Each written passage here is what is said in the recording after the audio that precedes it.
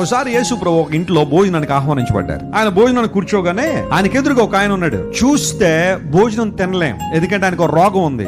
శరీరం ఉబ్బిపోద్ది అనమాట. ఇంకా చూడలేమన్నాడు వాళ్ళు. చాలా భయంకరమైన వ్యాధి అది. ఆ జలోదర వ్యాధి కలిగిన వాడు యేసు ప్రభు రీచ్ లో ఉన్నాడు. ఆయన చూస్తుంటే కనబడుతున్నాడు. ఆయన అక్కడ ఉన్నాడు. మనం ఉంటే ఏమంటాం?